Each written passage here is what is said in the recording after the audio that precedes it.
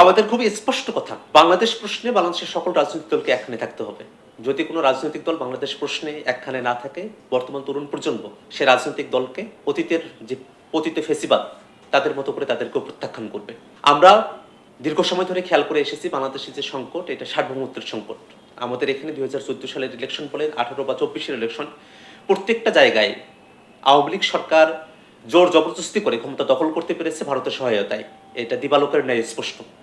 এবং বাংলাদেশের সীমান্ত হত্যা থেকে শুরু করে নিয়ে বাংলাদেশের কূটনীতি, বাংলাদেশের বাণিজ্য, প্রত্যেকটা জায়গায় ভারতের যে অযাচিত হস্তক্ষেপ আছে, সে জায়গায় বাংলাদেশের মানুষ রাজপথে থেকে স্লোগান উঠিয়েছে, দিল্লি না ঢাকা, ঢাকা ঢাকা। বাংলাদেশের মানুষ ঢাকাকে তাদের রাজনীতি, তাদের অর্থনীতি, তাদের কূটনীতির সেন্টার হিসেবে দেখতে চায়।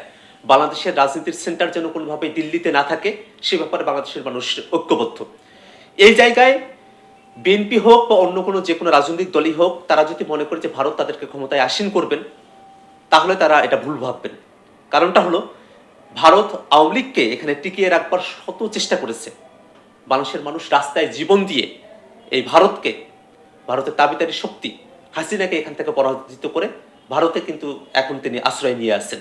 এবং এই জায়গাটি তো বাংলাদেশের মানুষ হিসেবে আমরা ভারতের যে রাষ্ট্রযন্ত্র আছে তার কাছে আমাদের আহ্বান থাকবে, এই যে খুনি ফ্যাসিস্ট হাসিনাকে তারা আশ্রয় দিয়েছেন, এটা বাংলাদেশের যে আপামর জনতা আছেন তাদের সাথে ভারতের যে সম্পর্কের জায়গাটি আছে, সেই সম্পর্কের জায়গায় একটা সেট ঘটাবে।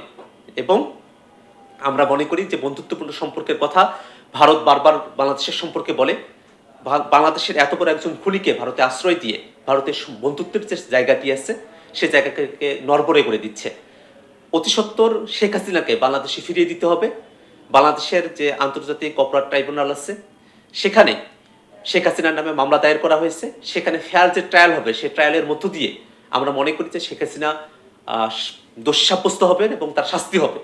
অতএব ভারতের উচিত শেখ হাসিনাকে বাংলাদেশে পাঠানো এবং বাংলাদেশের জনগণের প্রতি এই শ্রদ্ধাবোধটুকু, এই সম্মানটুকু রাখা। বাংলাদেশের মানুষ জুলাইয়ের অভ্যুত্থানে তারা নিরস্ত্রভাবে মাঠে নেমেছে, তারা জীবন দিয়েছে, তারা শহীদ হয়েছেন, আহত হয়েছেন, পঙ্গু হয়েছেন।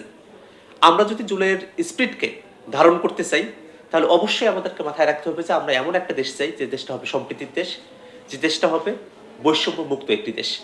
আমরা বাংলাদেশের রাজনীতি, বাংলাদেশের অর্থনীতি, বাংলাদেশের শিক্ষা ব্যবস্থা, স্বাস্থ্য ব্যবস্থা, বাংলাদেশের নগরায়ন, প্রত্যেকটা জায়গায় এই জুলাই অভ্যুত্থানের যারা কারিগর ছিলেন তাদের যে চিন্তা ভাবনা আছে সেগুলোকে আমরা প্রস্ফুটিত দেখতে চাই।